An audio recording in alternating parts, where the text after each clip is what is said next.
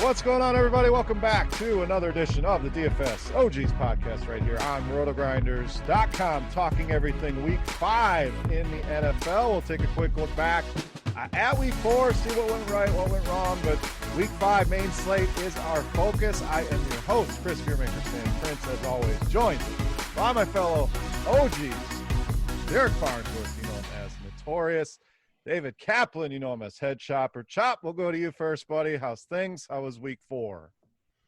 Things are going well, and week 4 went fine. You know, as long as you keep turning a profit, it's you can't go broke that way. So it was a small little profit, and I'll take it. That's right. Victory, as long as you're in the green. That's what we want to see. So, Notorious, how we doing, brother? How'd week 4 treat you? These days, if it's only a small loss, it's a pretty good week for me. So I'll take that. I keep eating the bad chalk and getting all of my conviction plays right. So hopefully we can fix that this week. And I'd like to start a petition to keep the Cowboys out of all the main slates. They're just killing me. That's actually what helped me. I had a very good week this week. Finally, it's been a rough start to the season, but made a run at both the big tournaments on FanDuel and Draftkings. Ended up in the top 12 of both millionaire tournaments. So nice. Needed a little bit more from Darren Waller in the fourth quarter, but it was a lot of Cowboys stacks. So it's sticking to the process, like we always talk about. And eventually you build that bankroll up a little bit, and you keep on down the road. So that's what we're going to do here is turn the page to week 5, another full slate of games here as always. We will stick with the main slate. No Thursday night, Sunday night, or Monday night here. Chop's got you covered with all that with the videos over on RG. So, boys, let's dive in. We'll talk some betting picks as well. We all kept our head above water almost. Finally turned a winning weekend this week. So we'll hit on our records here in a minute. But let's get started looking at some of the games. We'll start out with Arizona and the Jets. Not a great game here, but 47-point total here. Arizona road favorites coming into this one. Injury-wise, nothing major on the Arizona side of things. Jets, Darnold, separated AC joint, so he is questionable. And Le'Veon Bell may come back this week. So, Derek, we'll get started with you here. The Cardinals started out great first 2 weeks. This looks like a potential playoff team, one of the better teams in the NFC. Last 2 weeks, not so much. I know they've been dealing with some injuries there with Hopkins. And the disappearance of Kenyon Drake. So speak about him. And then the Jets, we know, has just been a disaster. So tough to love much over there. But what do you got here, Cardinals and Jets? Yeah, for the Cardinals, Kenyon Drake just looks so bad. He's had 2 of the best matchups you could ask for the last 2 weeks and hasn't done anything with it. So this week against the Jets, who actually have been decent against the run from a DVOA standpoint, this will probably be the week he goes off. But I'm not going there. It looks like Chase Edmonds is starting to get more work. Christian Kirk finally caught a touchdown last week. He also drew a long pass interference penalty, so maybe he's starting to get going a little bit. But my favorite play by far in this game is going to be Kyler Murray. If he hasn't been able to get it done through the air, he's been, running the ball. He's at least 24 fantasy points every game so far this season. You can pair him up with Hopkins, averaging 11.5 targets per game. So pretty easy stack there, one of the easier ones on the board. And then for the Jets side, it looks like Flacco's going to start. They say Sam Darnold's probably going to miss the game even if he is healthy enough to play. So we could see Flacco back in action. Could see Lev Bell back in action. But this is an offense that I want to avoid. Crowder's been the only bright spot in the offense, but don't think I really want to play him here, even though it's a game at home in a pace-up spot. I just don't want to click anybody's name from the Jets. Yeah, it's tough to get excited on anyone in this game. But, Chop, can we buy low on Kenyon Drake? Do we just forget about Kenyon Drake? I know this has been a player that's hurt a lot of people in both season-long leagues and DFS. I mean, he had the dream matchup last week against Carolina and disappointed once again. So price down to 5,700. Any interest there? And can you find me any New York Jets that you like this week? I mean, I kind of wanted to write him off after last week, but I crack open the numbers and he's getting carries, 18 carries last week. It's not like he's not, and he's getting targets in the passing game. It's not like he's splitting all the time with Chase Edmonds or anything like that. He's getting his opportunities. So he's just one of those guys. You just got to ride it out until the big game comes. But when you get the big game and you recoup a little bit, then you can get off of him after that if you feel like it, because there will be a big game at some point, and people will be off of him now. So just ride it out. But I'm in the same train with Kyler Murray. Probably the number one quarterback this week for me. Hopefully Hopkins feels a little bit better physically. It's whatever it was last week that kept him questionable up until game time was definitely something that weighed on his performance. So maybe he gets a little bit healthier now, and the rest of them I can forget about in this game. I don't need to go to a Jets player, and I don't need to go anywhere outside of Hopkins in the pass receiving core. Yeah, I mean, always love that combo every single week. Drake, I'm going to keep an eye on the ownership. It could be one of those. He burned so many people last week that nobody wants to play him. The matchup, not great. Derek mentioned the Jets, if they do anything well, it's stop the run. But I still think you mentioned it, Chop. He's still getting enough work. And if ownership's going to check in under 10%, it feels like one of those plays that everybody jumps off a little too quick. So Drake for me, and I don't mind the Kyler Hopkins stack either. Betting wise, we got Cardinals -7 here on the road, Chop, 47 on the total. Yeah. Oh man, this is a lock for me if Flacco has to start this game. It's a little bit less of a lock with Sam Darnold, but I'm still putting my money on Arizona here. All right, I'm gonna go with the Flacco reasoning, but I'm gonna go the under in this game. I do think the Jets can somewhat keep it close, so the spread's about where it should be, but I don't know if they're gonna score enough points to go over here. So I'll go under 47. Derek, what do you got? Well, statistically, one of us has to get this right because I'm going to go with the over. I think Flacco's going to get the offense going a little bit, and I think the Jets or the Cardinals are going to score a bunch of points. All right, there we go. We got to get one right. I like it. So let's take a look at our records last week. No, another good week, buddy. Maybe you're in the wrong field here. You need to get into the betting space. But 7-4-1 last week. We did have one tie with the Seattle Miami over under. Both you guys are on the over there. Hit right on the number, but brings you to 32-19-1 on the season. So a good start for you. Chop 6-6 last week. Keeps you dead even, my man, 25-25. And I actually put a winning week on the board, 6-5-1. Still struggling down at 21-28-1. So hopefully we get those moving up in the right direction. So let's move on to our next game, Carolina and Atlanta. Carolina side of things, no major injuries there outside of obviously Christian McCaffrey remaining out. Atlanta, Julio Jones tried to come back, did not look good there, Derek. So he's questionable with a hamstring. You got to think they're going to sit him down. Maybe the desperation that they're not playing well keeps him out there, but really tough to play him with that hamstring issue. So Atlanta, small home favorites here, big total. We know these are two teams that play very little defense, so very stackable game here. Who are you seeking out in this one, Carolina and Atlanta? Yeah, for my sake, I'm hoping Julio Jones is just ruled out early in the week because every time he's low-owned, especially at home, I just have to click his name. A few years ago, he had that 300-yard receiving game against this Carolina team. Obviously, different situation this time around, but they're obviously one of the worst defenses in the NFL. If he's going to be low-owned and if he's active, I'll probably take some shots on him in tournaments. If he's out, you can go to Ridley, you can go to Gage, you can go to Zacchaeus, who had 8 catches last week at the bare minimum on DraftKings. Hayden Hurst is always fine as well. So really like the passing game offense for the Falcons. And it's a great spot for Todd Gurley, but, they just seem to be limiting his workload. He was out there in a coat on the sidelines late in the game. I don't really know how much work he's going to get. We saw Ito Smith, getting some action, but it's still a good spot for Gurley to score some touchdowns. I just don't know if I want to click his name. And then for Carolina, Mike Davis, he continues to be Christian McCaffrey light. I was listening to the Gilcast with Sammy, Nate, and Davis Maddock, and Maddock went out here and said Christian McCaffrey, they're actually better without him. I don't know if I'd go that far. Oh, boy. Wow. But, he's just not expensive enough, Mike Davis. He's getting the same type of usage. He's getting a ton of targets in the passing game. Now he gets to face Falcons, who we just saw what the Packers backfield was able to do to him. So love Mike Davis, and it looks like Robbie Anderson is going to be the number one wide receiver in this offense. He's still priced similarly to DJ Moore. I think both are viable. I'll probably just lean toward the one that's going to be lower owned of the two. So after everyone was getting burned by Moore last week, maybe this is the time to go back to him. But stackable game, like you mentioned. Love all the pieces.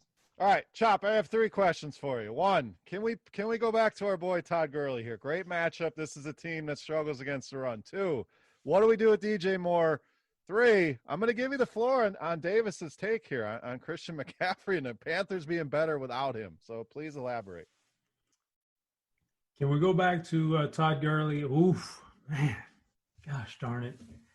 That's his type of game right there. Get around the goal line and vulture the touchdowns. It's what he does best these days, and it's something that Atlanta's really good at on offense is getting down there and then giving it to the running back. So yes, I think you can play Mr. Gurley. What was the second question? DJ Moore, yes or no? 6K on Draftkings. Let me tell you something. I'll tell you what.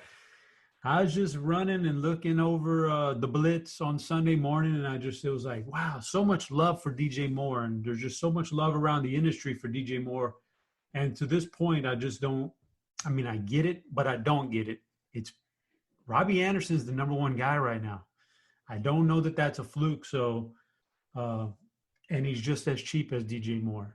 Man, that's a tough one. I mean, there'll be a blow-up week for DJ Moore at some point, but throughout the course of the 16 games, Robbie Anderson looks like the guy who's going to be just slightly better week in and week out. So I don't know. Yeah, you could take a shot because they're both fine, but especially in this matchup. But I don't. And as far as that other take, I'm not even going to justify. I'm not going to justify a response to that. Give me a break now. I mean, come on now. That's just ridiculous. But I'm with Derek. I'm not gonna sit here and pick this thing apart. Every single player in this game, top to bottom on these offenses, are in play. Just check your injuries to see what Julio does, because if he's out, you bump up Ridley and Gage even more. But everybody's in play in this game. Yeah, I think a lot of people may shy away from Ridley. I mean, a bagel Monday night against my Packers. So that could lead to low ownership. And for me, DJ Moore, it's going to be as simple as when do people finally bail on him and I can get him low owned. I mean, seeing him at 20, 25% projected ownership last week was a tough pill to swallow. But Robbie Anderson had more targets last week than DJ Moore has in the last 2 weeks combined. So you're right. It's been the Robbie Anderson show. But if we can get DJ Moore low owned, I don't know that happens this week. That's kind of what I'm waiting on to jump back on board. All right, Chop, we have Atlanta -3 here at home, 53.5 on the total. Yeah, they seem like they're dead in the water, but I'm going to give Atlanta one more shot here. Give me Atlanta. I'm going to take the over here. Carolina's been playing well, so I think this will be a competitive game, but these defenses both lacking. I don't know if they're able to stop the other team, so I'm gonna go over here. Derek, what do you got? Yeah, I've been out of the accounting industry for a while, but if the Panthers scored 30+ and the Falcons scored 30+, I think that adds up to being the over. That's why you are the winning sports bettor here among us, buddy. That's good math right there. So let's move on. We got the Rams traveling to Washington to take on the football team. Rams coming off a kind of a lackluster win against the Giants. They had this huge team total, and they end up getting it done, but it was ugly. The football team obviously lost to Baltimore. No major injuries on the Rams side of things. Washington either. Teams look pretty healthy here. Outside of Cam Akers, we'll see. I think he's expected to return. So, Chop, that's my first question to you. Rams running backs. I got it trapped in the Rams running backs. I believed in Darrell Henderson. It bit me in the ass on a lot of my teams. So now you add another guy back in there. Do we just write that off? I know you've been saying that pretty much every week. And in Washington, this is basically the Terry McLaurin show. Antonio Gibson looked good last week, starting to take over that backfield. So Rams and football team, Chop, what do you got here? Yeah, the backfield is a pass for me. Just when you think Darrell Henderson's gonna take control of it, all of a sudden Malcolm Brown comes in and plays a bunch of snaps and gets a bunch of carries, and now Cam Akers is back, and eventually it's going to be his backfield, but I don't want to do that coming off of an injury. So it's a hard pass on the backfield. I like the passing game, even though Jared Goff can get a little bit shaky on the road. So on outdoor stadiums like that, but I'll still give him a shot here. Robert Woods, Cooper Kupp looking good. Higbee always a threat for touchdowns. And on the flip side, there's only one guy I would play on that team, and I'll play him every week, almost no matter the matchup, and that's Terry McLaurin. But And everybody else is – Antonio Gibson's getting interesting, but I'm still not there yet. But Terry McLaurin's the one guy. So, Chop, no worries about Jalen Ramsey there. The thing about McLaurin is so much of it comes in garbage time when, it's the game's already been decided. So I'm not going to worry. I think they back off a little bit, and that's when he eats up his 5 catches on the last drive or whatever he does. All right, Derek, let's go over to you. This game, I'm just having a hard time finding much of anything here that I like. I mean, you could always make a case for these Rams receivers, but you're guessing there, the running backs we've hit on. McLaurin, the only guy on the Washington side, but he gets Ramsey. So your thoughts here, L.A. and Washington. Yeah, I'm with you. We could play all the guys in the last game, and this one just doesn't have much. I'm fine with McLaurin in tournaments. The one-on-one matchup, he could easily win against Jalen Ramsey. I haven't seen Ramsey's, PFF grades this season. They're probably pretty good. But one-on-one, especially late in the game, like Chop mentioned, I'm okay with that. And then, yeah, Sean McVay got me hook, line, and sinker last week with Darrell Henderson. That was pretty bad watching Brown getting all that work. So going to be avoiding that situation. And as you mentioned, Goff's just going to hook on to one of these wideouts each and every week. Woods, Kupp, Higbee. Statistically, the matchup sets up best for Higbee, but don't really feel great about anyone in this game. Yeah, if anything, Gibson could be worth a shot. I mean, the Rams have struggled against the run, 28th in DVOA through the first month. So I wish he would get a little bit more work. We started to see the pendulum swing a little bit. Still cheap on DraftKings. So we'll see. Early on here in the week, he's interesting. As we get closer to Sunday, he might be a guy I'm more interested in playing here in this matchup. Derek, we have Rams minus 8.5 here. So big favorites on the road, 45.5 on the total. Yeah, I don't like either one. I'm going to abstain from this one. Abstaining. Oh, that's how you keep a pristine record right there. You don't degen games like this. Chop, what do you got here? Rams minus 8.5, 45.5. Well, I'll tell you what, it's I'm going to need to check the injury report because I want to see the status of Chase Young. That's going to be, if he plays, I would have some interest in Washington. As of now, I'll go with the under in this game since I don't have that information. I'm gonna go with Washington here. I'm gonna take the points here. Yeah, Yep. I have a feeling he's gonna be back. That certainly helps, but I think the spread a little too high here. So, give me the old football team here with the points. Next game for us. Hoping we get this game in. And as of this recording, we have great news. Tennessee back-to-back days with no positive tests. So it sounds like they may be able to open things back up here as of Wednesday. They have Buffalo coming into town here. So I did not find a spread on this game for good reason. I'll try to dig around, see if I can find something. But let's cover it here from a DFS perspective here, Chop.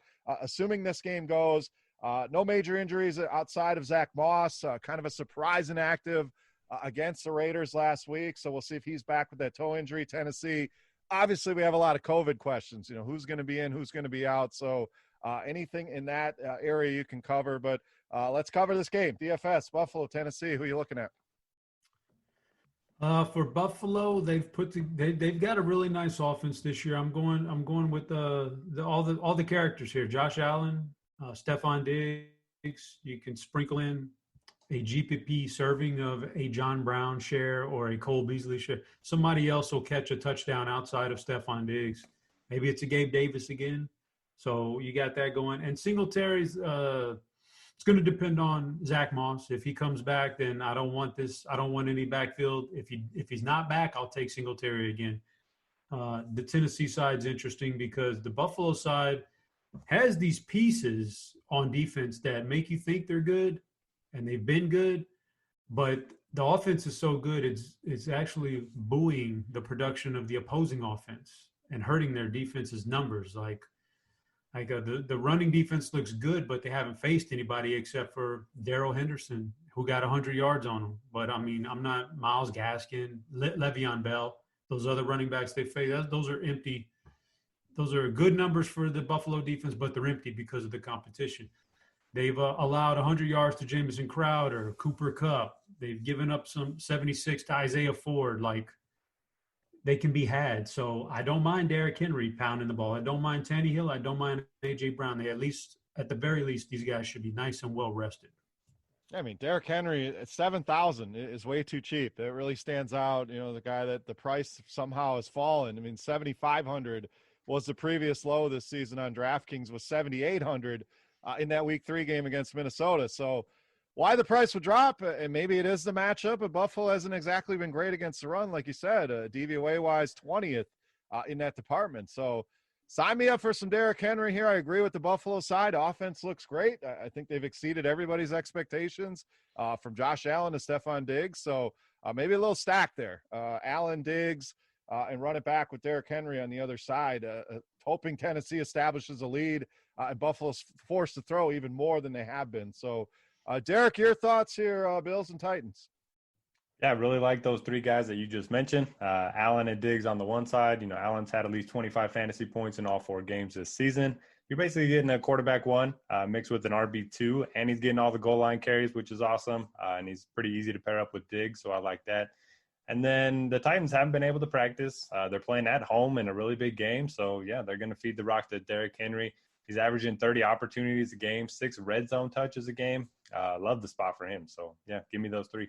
All right, and we will all abstain from this game. I can't find a spread anywhere with good reason. I've looked around, so we will all pass on this one and move on. Next game, Philadelphia and Pittsburgh, the Battle of Pennsylvania here. Philly showing some life, you know, goes out to San Francisco and gets the W. Pittsburgh obviously had that postponed game with Tennessee last week. No major injuries here, Derek, outside of the Philadelphia receivers. You know, we'll see what happens with Deshaun Jackson. We'll see if their receiving core is back in tow here. And we know Dallas Goedert on IR. So Pittsburgh looks good. They're a 7-point home favorite here. The defense has been great. Do you trust this Philly offense? And then Steelers side of things, sounds like Deontay Johnson going to be back. Do we want the running game here, the passing game, or both here against this Philly defense? How about the Eagles leading the division 1-2-1? When they went for the tie in that game, I thought it would backfire on them, but now they're leading the division. So who knows what's going to happen there? As far as their offense, really tough spot. Steelers, one of the better pass defenses, one of the better run defenses. So you can take a shot on Ertz with Goddard out, but that's pretty much it for me. Then on Pittsburgh side, you know, home favorites, got to like James Conner. You know, they've always had a workhorse running back. He's dominated the snaps each of the last 2 weeks. He's a pretty good bet for 20-plus touches, so I like him. And Deontay Johnson, I mean, he's been the wide receiver 1 in this offense, and he's still cheaper than Juju. So if he's back, I'll probably lean him over Smith-Schuster. Yeah, I love that value. You know, and hopefully people are afraid he's coming off an injury. He doesn't see the ownership that he should, but still remains too cheap. Not quite down in the 4,500 range that he was, but 5,600. Good value there and 1,100 cheaper than Juju. So I agree with you there. On Deontay as well as James Conner, maybe even the Pittsburgh D. I mean, Wentz looked a little bit better last week, but I wouldn't say he was a superstar. So plenty of pairings you can go with Pittsburgh. Chop, interest in those guys, and then Philadelphia. Are we just hands off here with Philly, or you got anything you like there? I am hands off with Philly this week. No, I'm going to pass on that one. And on the Pittsburgh side, really, I mean, I'm not going to fault anybody for any of the guys you said, you know, Connor and all those guys. But for me, when I narrow down my player pool by Sunday morning, I would probably only have Deontay Johnson from this game in it, outside of the defenses. Oh, the D looks good for sure. 3,800 though, big price to pay on the Pittsburgh D. What about a betting pick here, Chop? Any more interest there? Steelers -7 and 44.5 on the total.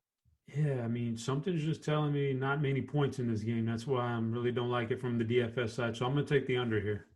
I'm going to go with the Steelers at home. Again, Philly looked better last week, but I still think Pittsburgh's a much better team here. The defense should win the day. So give me Pittsburgh.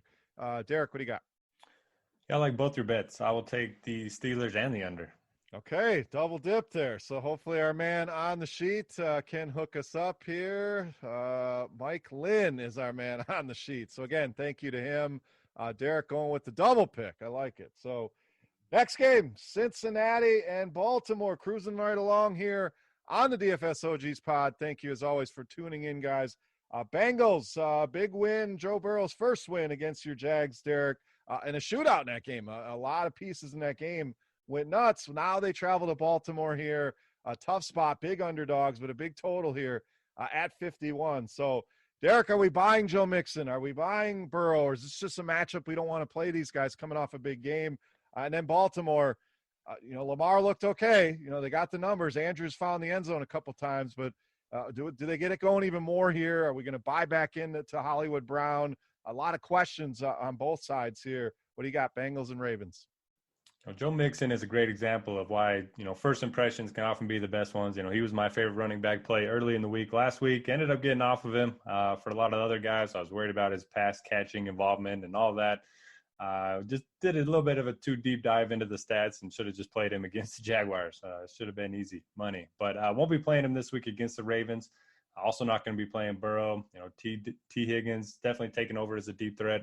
But this secondary for Baltimore is very good. If anybody's going to get the work, it's probably going to be Tyler Boyd underneath. But I think I will be fading the Bengals. And then on Baltimore side, I love this offense because we know what to expect. It's going to be Lamar Jackson. He's one of the only quarterbacks that's actually going to produce in blowouts because he gets those carries late in games. I think this is going to be his biggest fantasy outing of the season so far. I like pairing him up with Andrews, but Marquise Brown is probably going to be the guy I go to more often this week. He was tackled at the 1, and then he missed a few deep targets over the last couple of weeks.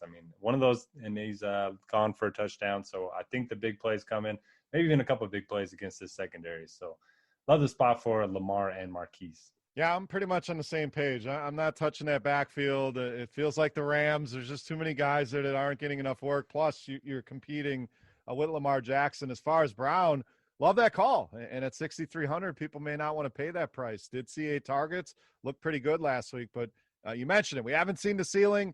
This could be the time we see the ceiling with this big total game. So great call there. Chop, what do you got here? Bengals and Ravens.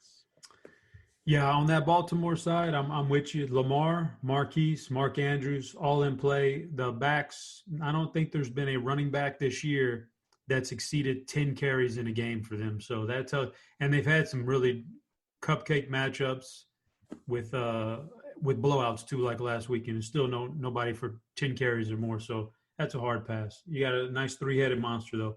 On the flip side, I have a lot of interest in Joe Burrow here for some reason this week. I'm looking at – I know Baltimore's got a good defense, but if you're playing catch-up, that's number one right there. And then secondly, like you look at, Haskins in garbage time mode last night, hit the 300-yard bonus, or last week, hit the 300-yard bonus on him.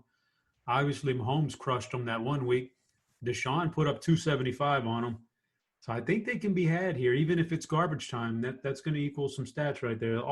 Those stats all count the same, on the final DK score. So it's just a matter of what target he's going to get it to. And I'm kind of in that same boat with Tyler Boyd. So I would take Tyler Boyd as the pairing there. And this would be the week I pass on Joe Mixon. Yeah, that's a great call. Nobody's going to have it. And I love when people make that argument. It's garbage time. Like, it all counts the same. Like, who cares if it's garbage time or not? So that's an interesting one, Chop. They've given up some numbers through the air, so you might be onto something there. How about a betting pick here, Chop? Baltimore minus 13.5 at home, 51 on the total.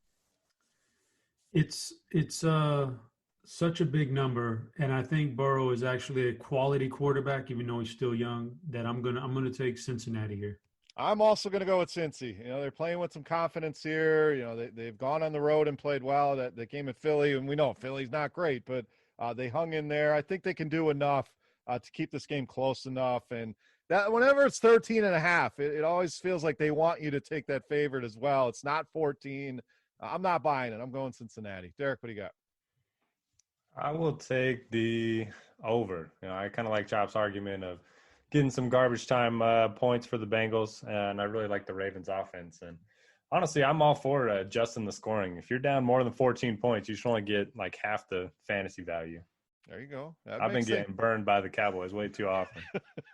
Well, good news. They're not on the main slate. Oh, yeah, they are on the main slate. I forgot. Yes, we get the Cowboys here towards the end. So, all right, we made our betting picks. We're moving on to Derek, your Jacksonville Jags next up for us. Going to Houston, the big story here, they finally did it. They finally canned Bill O'Brien, the GM, the coach. He is out. Romeo Crennel, I don't know how much of an upgrade that is, but they're still moving on from Bill O'Brien here.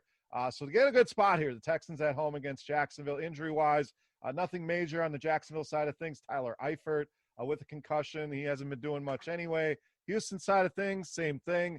Tight end banged up. Jordan Akins dealing with a concussion. So both teams coming off losses here, Derek. No Bill O'Brien. I think it's like shackles off of this team, off of this offense, off of Deshaun Watson, who I am very, very high on this week. We'll see what the ownership looks like, but I know a lot of people were on him last week.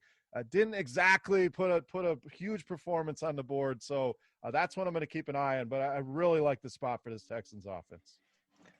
Yeah, that interview after the game with Bill O'Brien was great, talking about how they need to run the ball even more when they were down like 2 touchdowns late in the fourth quarter. I'm glad they finally got rid of him. This is the bounce back spot of the century. Not only getting rid of him, but getting to face the Jaguars, dead last DVOA against the pass. It's time to let Deshaun cook. Love him. You pair him up with Fuller. You can go back to Cooks, who burned everyone last week. And Cooks is one of those guys that you want to play when he's low owned, not when he's highly owned. And a lot of people were playing him in like cash games, which didn't make a lot of sense to me. Not that I made a ton of great decisions last week myself, but I wasn't on Cooks in cash. So love the entire Texans offense. And for the Jaguars, they're in a good spot as well. We're seeing James Robinson take over that RB1 role. He ran a route on over 50% of Minshew's dropbacks. So he's actually getting more pass work than Chris Thompson. Plus he's getting the rushing work as well. DJ Chark was back. He looked great, caught 2 touchdowns. Texans defense is not good. So this is another shootout. I like both sides. And this one and the Panthers game seem like the 2 best games of the week from a DFS perspective. Yeah, I love the Robinson call. Houston has really struggled against the run, one of the worst teams in the league. So, it's another one of those, stack with Watson.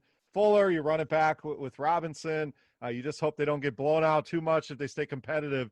That workload's been great, and I think people still scoff at paying $6,700 for James Robinson, but it's basically Leonard Fournette from last season. He's getting the same amount of work. So erase the name, look at the production, look at the matchup. And he may still be underpriced at that number. So he's a big favorite of mine here as well this week. Chop, a big game here, lots of plays in this game. What do you got here, Texans and Jags? I find this one interesting. This is intriguing because on the Jacksonville side, I think they should score some points. I do like James Robinson. I like Minshew. Now, in general, I'm extremely bullish on DJ Shark. But the Houston Texans have a very good cornerback that has done really well against outside number 1 wide receivers. I don't think he goes into the slot. It's Roby.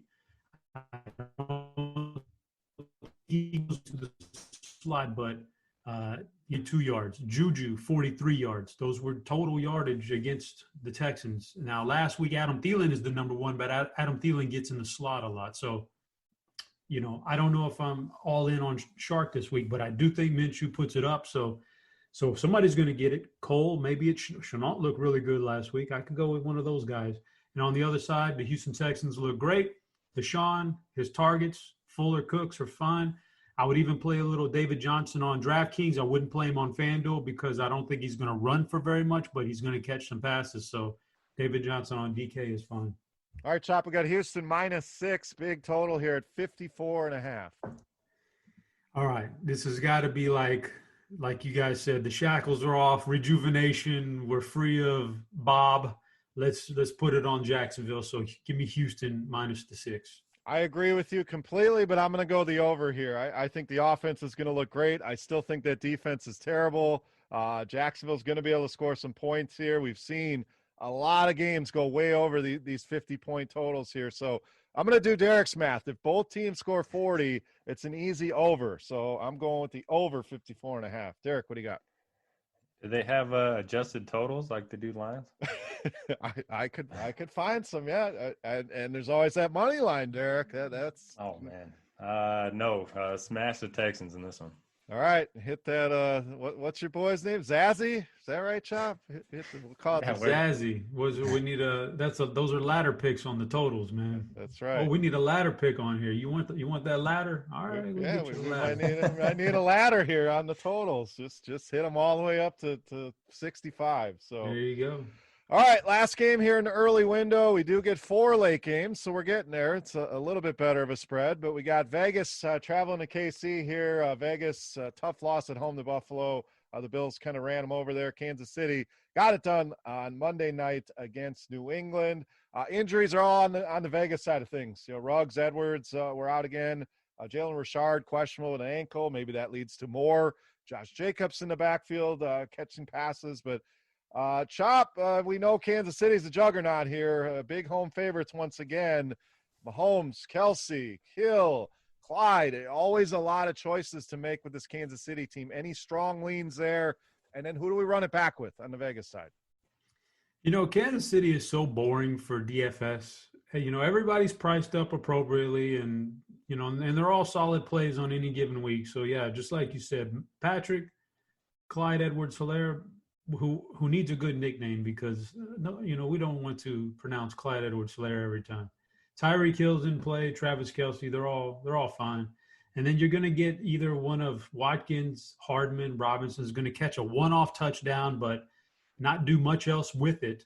So, like 3 catches for 25 yards and a touchdown. So I don't even know if you need to worry about them, but they're just boring because they're priced up appropriately and they're all in play. The Raiders, I don't have much interest because I told somebody last night, I don't know if you can find it at a sports book, but if there is a prop for the Kansas City Chiefs to finish this season undefeated, I might take that at the right odds because they've got the talent on defense to get it. We know about their offense. Their defense is so good that I think if they really applied themselves and really wanted to later in the year when you should be mailing it in and you've wrapped up home field advantage, if they want to apply themselves, I think they can finish undefeated. They're that good, especially on defense. So I don't really have much interest in Vegas here, to be honest with you. I mean, maybe Darren Waller because he's the focal point of their offense. But, those guys who got that big Josh Jacobs game in week 1, count your blessings, man, because he is who he thought he was. He's just kind of a man back. He's all right. He's not great. And I think KC shuts him down.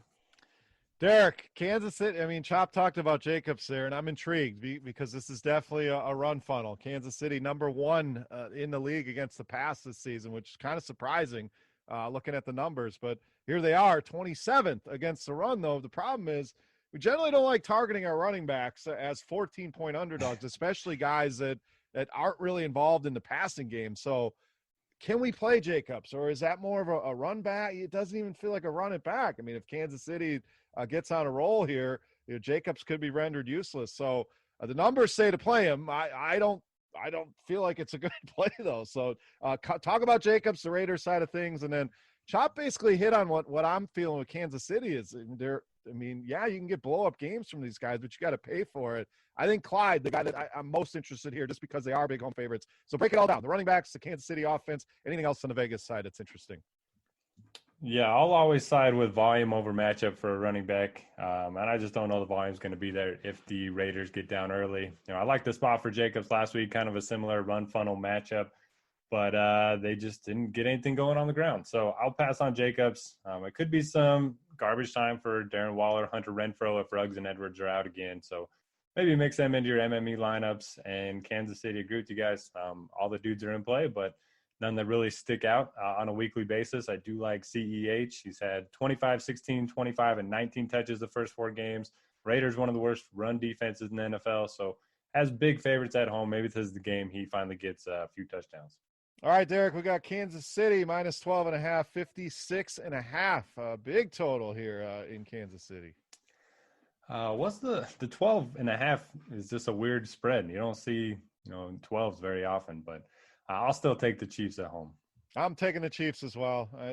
The Raiders just feel like they're going back down the toilet. They looked promising in that game against the Saints, but looked terrible last week against Buffalo. Give me the Chiefs here. Chop, what do you got? Man, what a weird. I've already said the under like several times. It's odd, but if you're telling me this is the number 1 pass defense and a run funnel, running means eating the clock. If you can even get to that point, KC is very deliberate in their offense and has no desire to really be out there and play around with the Raiders. So I'm taking the under. Chop, KC may score 56 on their own here. But they can score 56 any week. They get bored, don't they? It feels like unless it's a game against Baltimore or something, they just get bored. Oh, So it's too easy. I'm think they could put up 4 touchdowns in the first half and then just totally grind Edwards-Helaire in the second half. That's a very much what they pretty much want to do anyway. Yeah, and the worry is if they get up too big, maybe we start seeing Darrell Williams, Darwin Thompson, guys like that, and it kind of takes away from Clyde's possible ceiling. I love the matchup for him. Definitely a guy going to be in my player pool, but just something to keep in the back of your head. Maybe they don't want to work him too hard if they do get up big. So, all right, moving on to the afternoon session. 4 games starting at 4:05. We'll start with Miami off that home loss to Seattle, traveling to San Francisco. Take on the Niners, also lost at home to Philly. No line on this one either, and I think it's Jimmy G is questionable here. They don't know who the quarterback's going to be. So another game we're going to abstain from the bets. We don't have a spread, but we do have the DFS here, Chop. So Miami, how long can the Fitz magic show continue here? Are we getting closer to 2 a time? Any interest in this Dolphins team? And then the Niners, Mostert may be back. That's something you're going to have to keep an eye on with those running backs. Debo, a week under his belt. He looked good in limited snaps. Kittle looked amazing. So kick off the afternoon here, slate here, Chop. Miami and San Francisco. Yeah, if Fitzpatrick has very many more games like he just had, then yeah, he'll be out of his job pretty quickly. But I don't think they want to throw Tua into the Wolves, especially not against San Francisco. So he's safe for now, but I don't know if I want to take too much against Frisco. I know they're a little bit banged up on defense, but traveling on the road for Miami in this game, I don't think that's something I want to attack. So maybe Gesicki is about the only one. I don't know. As far as Miami on the flip side there, I guess we can go back to Jerick McKinnon. As long as and Kittle, as long as Debo is healthy and Ayuk is healthy, I don't think there's going to be enough for those guys that I want to roster them week in and week out. So I'll stick to the running game, which is McKinnon, and the surefire number 1 receiver, which is Kittle. All right, Derek, what do you got here? I'm pretty much with Chop. I may take a piece or two from this game, but it feels one I don't want to go crazy on here. Maybe the Niners defense could be in play here. We know Fitzpatrick can turn the ball over, but not a ton in this game standing out for me. How about yourself? I do like the Niners defense call. Even though they've been banged up, like you guys mentioned, they're still 6th in total DVOA defensively, and they're top 10 in fantasy points allowed to every position. So they've still done a nice job on the defensive end. I don't have a ton of interest in the Dolphins. And then for the Niners, we saw Jerick McKinnon really take over the backfield last week. He played 67 snaps, and then Jeff Wilson only got 6. So if Mostert's out again, then I would love to load up on McKinnon. Fine with Kittle. That's pretty much it for me, though. And honestly, does Jimmy G really make that big of a difference on the spread? What's he worth? Like half a point? That's what I was saying. Like it should be the same spread whether he's playing or not. But Mullins didn't look good. Maybe it's CJ Beathard, old beat hard back in the mix here. But and Jeff Wilson, really, everybody loves to hear the season-long sob stories. But I had a league. I needed like 3.5 points out of Jeff Wilson to win, and yeah, we know how that went. So, yeah, we'll see what that backfield looks like. But if Mostert's back, it obviously throws a wrench in McKinnon. So keep an eye on that. So no betting picks available for that game. We'll move on to our next one. Denver travels to New England here. Denver coming off a win in New York against the Jets. Brett Rippon was all right. I mean, had some turnovers, 3 interceptions is not great, but did make some good throws. Injury-wise, Noah Fant not looking likely to play here. And KJ Hamler dealing with a hamstring injury. New England side of things, tough loss in Kansas City. But good news is Damian Harris steps in, Chop, and looks great. I mean, Sony Michel hits the IR. We've been waiting for Damian Harris, hit the 100 yards against the Chiefs. So any interest there? The rest of this offense, we'll see if Cam is back. I wouldn't expect him back this quickly, but he's obviously a question, and we have no line here as well, and that's the reason why. But DFS-wise, Chop, Broncos, Patriots, what are we looking at? Yeah, that's the $1 million question in the 8-team fantasy league is, do I pick up Damian Harris or do I use that number 1 waiver wire spot on Josh Kelly? That's a good one. I don't know. That's a tough call right there. But, I mean, Harris looked good. He's got the pedigree. So, Sony Michel's days may be numbered. But if Cam Newton's not back at quarterback, I don't think I have any interest in any of these guys. I mean, I don't even think I have interest in Damian Harris if Sony Michel's active too, because we just don't know how it's going to play out. So that's ugly. This game in general is ugly. I'll save you time. I have no interest in Denver either, going on the road facing a New England defense that just came off a loss to Kansas City here this past Monday night. So I don't have much interest in this game at all. All right, real quick for your 8-teamer, I say pick up Harris, Ooh. the Charger. I think you're going to see a split with Justin Jackson back in the mix there with Kelly and Jackson. So I do like Harris, and Sony Michel was placed on the IR, Chop, so we get a couple weeks without having to worry about him. Looks like Harris can be the guy, but you still have Burkhead and White, and so it's always a frustrating situation there. But Derek, let's get over to you here. Interest in Damian Harris or the rest of the Patriots? Let's assume Cam is out. I don't think he'll be ready this quickly. Maybe I'm wrong. In Denver, I'm pretty much with Chop. I don't see much on this team. Once Fant went out, he was really the only guy I had interest in. If he's not going to go, I'm having a hard time here with Denver. So, Derek, Denver, Patriots, what do we got? Yeah, Cam Newton's not even listed in the DraftKings player pool this week, so maybe they know that he's not going to play. I'm not sure. But, yeah, tough to get excited about anyone in this game. I'm fine with Harris. I'd like to see him get some pass game work a little bit. He had 17 rushes for 100 yards, didn't get a target, but certainly looked good. And, playing at home, I'm okay with him as a value play. He's only 4,300. If he finds end zone a couple times, he'll get there even on a full PPR site like DraftKings. That's pretty much it for me. I know the Patriots have struggled a bit against receivers, but they do have a good secondary and rookie. Not even a rookie quarterback. What is ripping? That's a Chop question. Chop's the college football guy. I think it's his second year. 2 years in. He was playing college football 2 years ago. So there you go. So I don't trust him on the road. So I don't really want to play him against the secondary. So pretty ugly game. Yeah, I mean, a Harris Patriots D combo, but the Patriots are the most expensive D. That's $4,200 for the New England D. So maybe that helps make them contrarian. A lot of people love to pay down. And Harris, probably more of a FanDuel play. You mentioned it, Derek. His lack of involvement in the passing game and the touchdown upside just plays so much better over on FanDuel. So no line here. We're going to abstain again. So let's move on to our next game. 2 games left here. In week 5, we get the Giants and Chop's Dallas Cowboys. Derek's nemesis here on the main slate. Giants look terrible once again. They did hang in there with the Rams, but just can't muster up any offense. And then Dallas, it's just been a bonanza here. So, Derek, we'll start with you. You have an issue with the Cowboys here. So, what are we doing with them this week? Big home favorites, another big total. That defense has been atrocious. Giants, Cowboys. What do you got, buddy? I mean, I can't believe they fell behind 20 points at home against the Browns. Third straight week. What are they doing? And I knew it was coming. The Dak show with all of his receivers, I knew it was coming. It took a little bit longer than I was expecting. It was like the end of the third, and I was like, hey, maybe this won't burn me this week. And then, obviously, that happened pretty quickly. So I don't think they want Dak Prescott to air it out 50 times a game. He's on pace for 804 passing attempts, which would easily break the all-time record. I think if they can build a lead, this should be the Zeke game. I'm still fine with, any of the wideouts, Cooper, Lamb, Gallup. We know Cooper's stats at home have been awesome throughout his career, especially in his time in Dallas. Had the big game last week. So, I mean, I'm fine with any of them, but this feels like a Zeke game. And then on the other side, you got to like Daniel Jones. He's pretty cheap if you want to pay down a quarterback. A lot of people did that with Ryan Fitzpatrick last week. It ended up working out.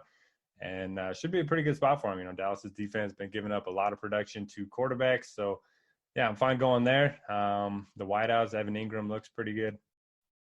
So, yeah, there you go. Take your pick on the Giants side.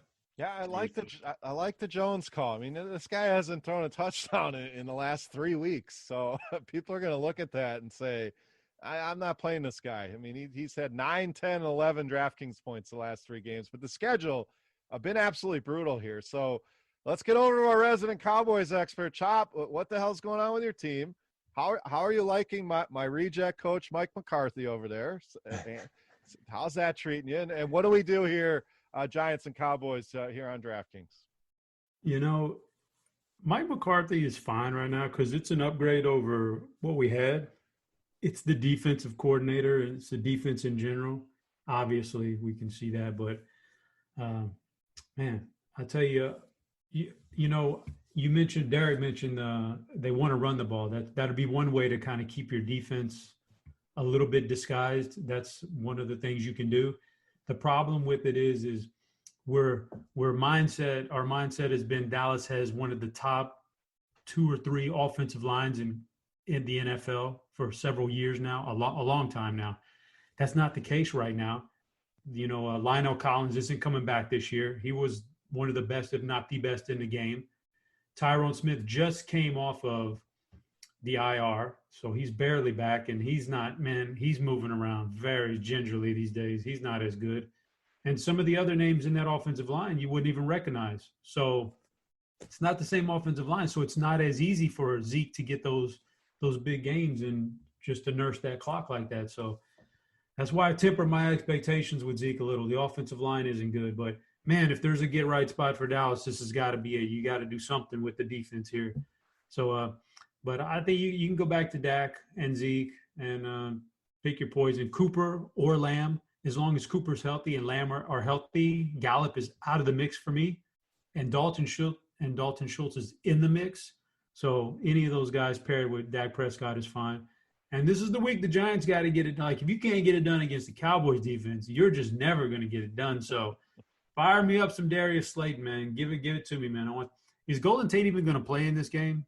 Like, he's trying to fight everybody. They may set up a little boxing match. He might be. I don't know if they're going to suspend him or not, but that was a real full-fledged brawl after that game last week with Jalen Ramsey. So I don't know, but Darius Slayton's the number 1 wide receiver anyway. I'll be firing off Darius Slayton here, and Daniel Jones. I like that call. And isn't there a connection here? Like, Jalen Ramsey is dating. Jalen Ramsey is married to Golden Tate's sister. Or no, baby's baby. She's got his baby mama drama. Oh, that's what she's got his baby, and he dumped her. He broke up with her. So Golden Tate had some bad blood there because of that.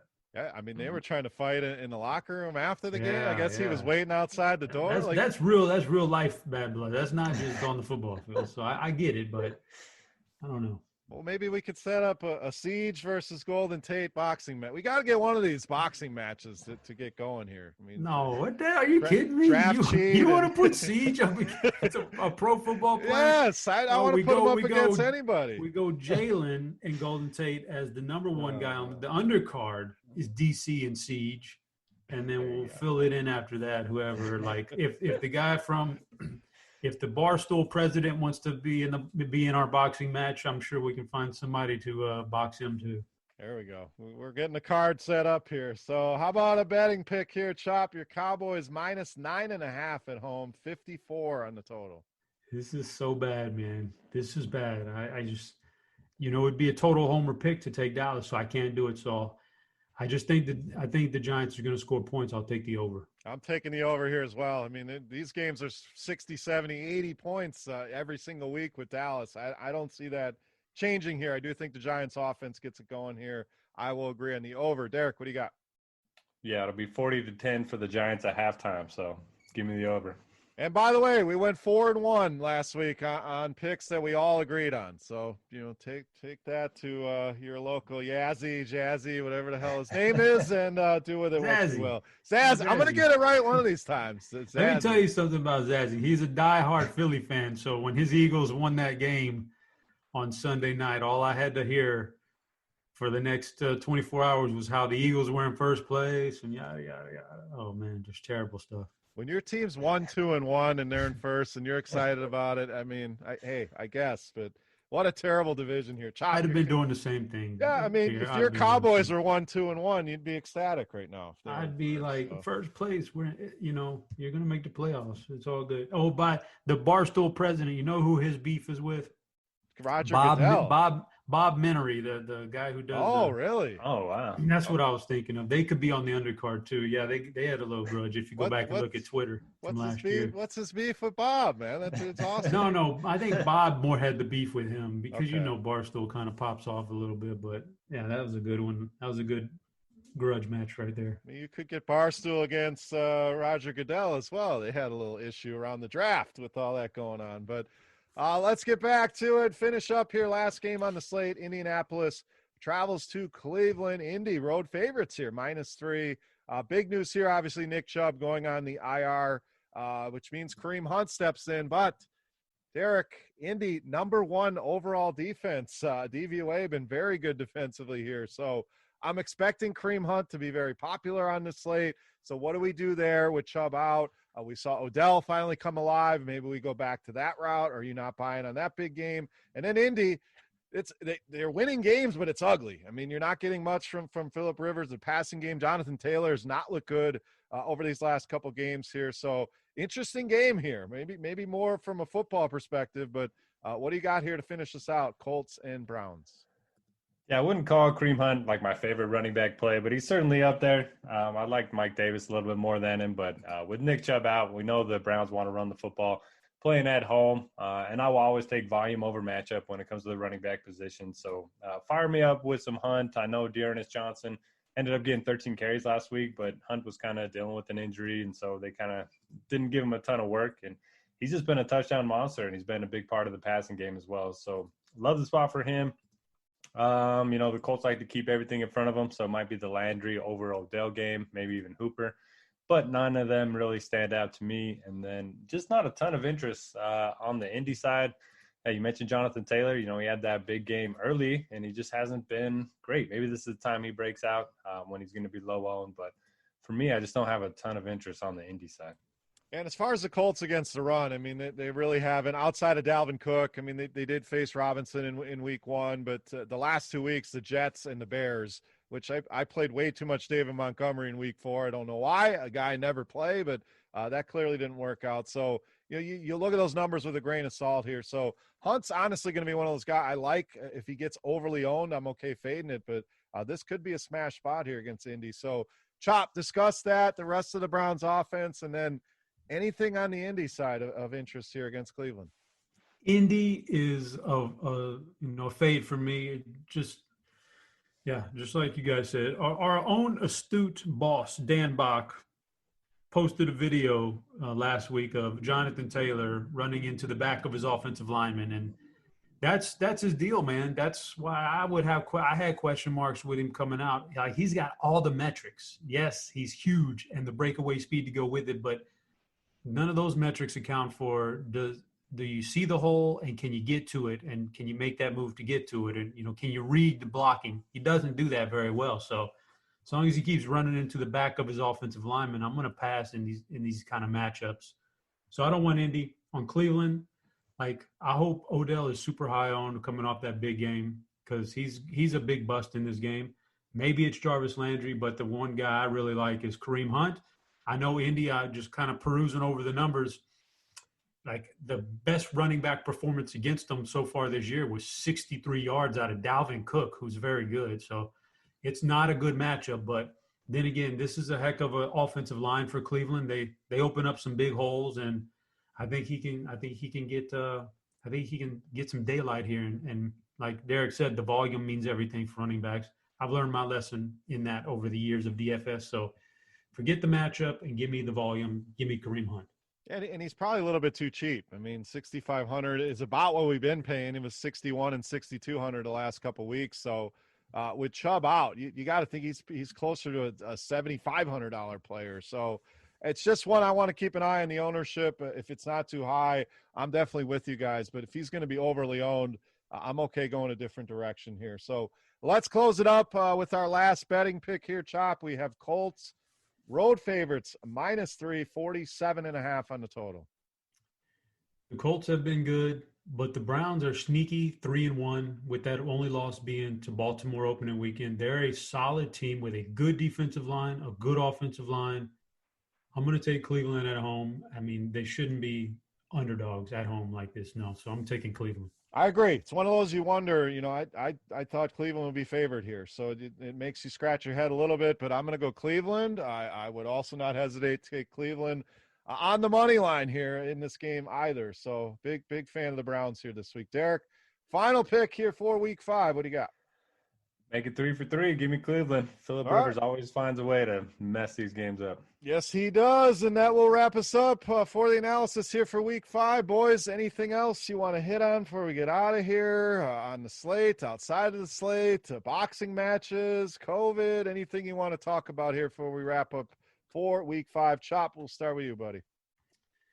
No, nothing big. Just, we got to be flexible. What we saw this past week is going to be indicative of what's to come with possible cancellations and times being adjusted. You just got to be flexible. We're going to get our slates. We're going to have some fun, and I'm looking forward to week 5.